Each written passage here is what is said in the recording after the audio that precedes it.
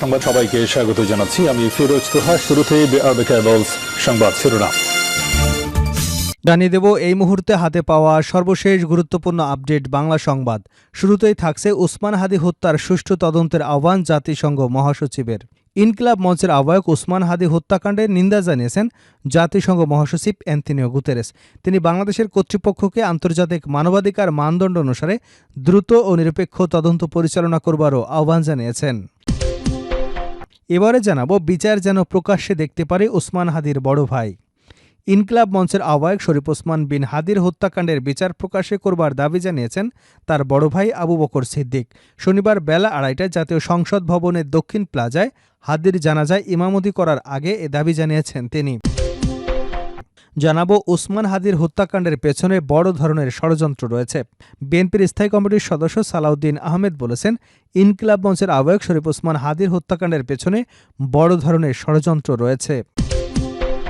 এদিকে ইনকিলাব মঞ্চের 24 ঘণ্টার আল্টিমেটাম। ইনকিলাব মঞ্চের সদস্য সচিব আব্দুল আল জাবের হাদী হত্যাকারীদের এক সপ্তাহেও গ্রেপ্তার না করতে পারার তীব্র নিন্দা জানিয়েছেন। তিনি আগামী 24 ঘণ্টার মধ্যে স্বরাষ্ট্র উপদেষ্টা ও প্রধান উপদেষ্টার বিশেষ সহকারী খোদাবক চৌধুরীকে তাদের সপ্তাহব্যাপী তদন্ত এবং পদক্ষেপ সম্পর্কে জনগণকে জানানোর দাবি জানিয়েছেন। এবারে থাকছে সরকারের ব্যর্থতায় খুন হয়েছেন উসমান হাদী। গণ অধিকার পরিষদের সভাপতি ও ডাকসুর সাবেক ভিপি নুরুল হক নূর তার উপর হামলার সুষ্ঠু বিচার না হওয়ার ব্যর্থতার প্রসঙ্গ টেনে বলেন, অন্তর্বর্তী সরকারের মধ্যে একটি পক্ষ ওই সময় আমার উপর হামলায় মদদ দিয়েছিল। সেই সময় আমাদের সঙ্গে যা ঘটেছে তার বিচার হলে আজ উসমান হাদী খুন হতেন না। এই সরকার ব্যর্থ বলে খুনি লুটেরা উসমান হাদীর উপর হামলা করতে সাহস দেখিয়েছে। এবং সর্বশেষ জানাবো আন্তর্জাতিক সংবাদ। গোপনে ইসরায়েলের সঙ্গে আমিরাতের চুক্তি, চাঞ্চল্যকর তথ্য ফাঁস। ইসরায়েলের কুখ্যাত অস্ত্র নির্মাতা প্রতিষ্ঠান এলবিট সিস্টেমের সঙ্গে প্রায় $2.3 বিলিয়ন অস্ত্র চুক্তি স্বাক্ষর করেছে সংযুক্ত আরব আমিরাত। ফরাসি অনুসন্ধানী গণমাধ্যম ইন্টেলিজেন্স অনলাইন এ তথ্য প্রকাশ করেছে। এতক্ষণ সংবাদ শিরোনাম শুনছিলেন, এবার বিস্তারিত। প্রিয় দর্শক, আপনি যদি এই চ্যানেলে নতুন হয়ে থাকেন, ভিডিওটি দেখতে দেখতে চ্যানেলটি সাবস্ক্রাইব করে আমাদের সঙ্গে থাকুন। আর এই ভিডিও সম্পর্কে আপনি আপনার মূল্যবান মতামতটি কমেন্ট বক্সে জানিয়ে দিন। আর হ্যাঁ প্রিয় দর্শক, জানিয়ে দিন ভিডিওটি কোন জেলা থেকে দেখছেন। ওসমান হাদীর হত্যার সুষ্ঠু তদন্তের আহ্বান জাতিসংঘ মহাসচিবের। ইনকিলাব মঞ্চের আহ্বায়ক ও ওসমান হাদী হত্যাকাণ্ডের নিন্দা জানিয়েছেন জাতিসংঘ মহাসচিব অ্যান্তোনিও গুতেরেস। তিনি বাংলাদেশের কর্তৃপক্ষকে আন্তর্জাতিক মানবাধিকার মানদণ্ড অনুসারে দ্রুত ও নিরপেক্ষ তদন্ত পরিচালনা করবারও আহ্বান জানিয়েছেন। শুক্রবার নিউ ইয়র্কে জাতিসংঘের সদর দপ্তরে দেওয়া ব্রিফিংয়ে মহাসচিবের মুখপাত্র স্টিফেন দুজারিক এ তথ্য নিশ্চিত করেছেন। জাতিসংঘ মহাসচিব বাংলাদেশের পরিস্থিতি নিয়ে বলেন, দেশের নির্বাচন সামনে রেখে উত্তেজনা বৃদ্ধির প্রেক্ষাপটে সকল পক্ষকে সহিংসতা থেকে বিরত থাকতে হবে। তিনি সংশ্লিষ্টদের শান্ত থাকার আহ্বান জানিয়ে বলেন, উত্তেজনা কমাতে এবং সহিংসতা এড়াতে সকল পক্ষকে সর্বোচ্চ সংযম প্রদর্শন করতে হবে, যাতে একটি শান্তিপূর্ণ নির্বাচন পরিবেশ বজায় থাকে।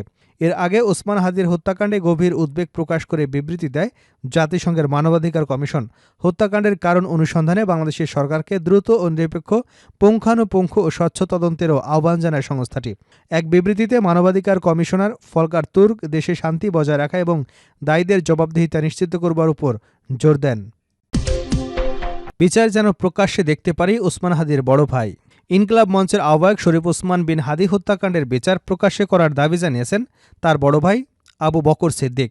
শনিবার বেলা 2:30টায় জাতীয় সংসদ ভবনের দক্ষিণ প্লাজায় হাদীর জানাজায় ইমামতি করার আগে এ দাবি জানান তিনি। আবু বকর সিদ্দিক বলেন, আজ লক্ষ লক্ষ তৌহিদি জনতা হাজির হয়েছেন ওসমান হাদীর জানাজার নামাজে অংশ নিতে। তিনি স্বাধীনতা ও সার্বভৌমত্ব রক্ষার জন্য বাংলাদেশের মানুষের কাছে একটি বার্তা দিয়ে গেছেন। হাদীর একটি সন্তান রয়েছে, যার বয়স মাত্র 8 মাস। সন্তান জন্মের পর সে আমাকে বলেছিল এমন একটি নাম রাখতে যার মধ্যে বিপ্লবী চেতনা এবং সাহসিকতার পরিচয় থাকবে।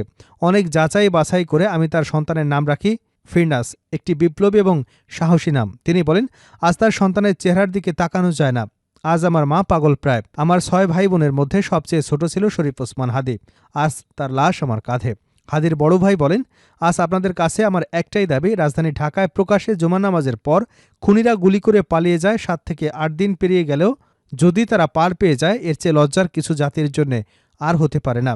যদি তারা 5 থেকে 7 ঘন্টার মধ্যে সীমান্ত পেরিয়ে যেতে পারে, তাহলে তারা কিভাবে গেল এই প্রশ্ন জাতির কাছে রেখে গেলাম। আমার কোনো চাওয়া পাওয়া নেই। তিনি বলেন, আমার ভাই উসমান হাদী শহীদ হয়েছেন। শহীদ হওয়ার আশঙ্কা সে সবসময় প্রকাশ করত। ওসমান হাদির হত্যাকাণ্ডের পেছনে বড় ধরনের ষড়যন্ত্র রয়েছে। বিএনপির স্থায়ী কমিটির সদস্য সালাউদ্দিন আহমেদ বলেছেন, ইনকিলাব মঞ্চের আহ্বায়ক শরীফ ওসমান হাদির হত্যাকাণ্ডের পেছনে বড় ধরনের ষড়যন্ত্র রয়েছে। শনিবার দুপুরে গুলশানে দলের চেয়ারপারসনের রাজনৈতিক কার্যালয়ের সামনে তিনি এসব কথা বলেন। সালাউদ্দিন আহমেদ বলেন, দেশে নৈরাজ্য সৃষ্টি করে গণতন্ত্র এবং নির্বাচন পথকে বাধাগ্রস্ত করা যাবে না। নির্বাচন পেছনের জন্য পতিত শক্তির দেশি বিদেশি দোসররা জড়িত থাকতে পারে। বিএনপির ভারপ্রাপ্ত চেয়ারম্যান তারেক রহমানের দেশে ফেরার বিষয় তুলে ধরে তিনি বলেন, আগামী 25শে ডিসেম্বর তারেক রহমানের সমাবেশের মাধ্যমে মেসেজ দেওয়া হবে, কোনো ষড়যন্ত্র আর দানা বাঁধতে পারবে না। ইনকিলাব মঞ্চের 24 ঘন্টার আলটিমেটাম। ইনকিলাব মঞ্চের সদস্য সচিব আব্দুল আল জাবের হাদির হত্যাকারীকে এক সপ্তাহে গ্রেপ্তার করতে না পারার তীব্র নিন্দা জানিয়েছেন।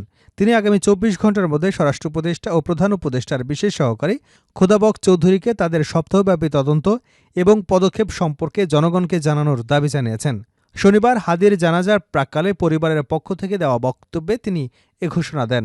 ইনকিলাব মঞ্চের সদস্য সচিব আব্দুল আল জাবের কোনো ধরনের সহিংসতার প্রতি সমর্থন না দিয়ে ইনকিলাব মঞ্চের মুখপাত্র শরীফ ওসমান হাদির জানাজা ও দাফন শেষে উপস্থিত জনসাধারণকে শাহবাগে জড়ো হবার আহ্বান জানান। তিনি বলেন, ইনকিলাব মঞ্চ থেকে পরবর্তী সব সিদ্ধান্ত জনগণকে জানানো হবে। সরকারের ব্যর্থতায় খুন হয়েছেন ওসমান হাদি।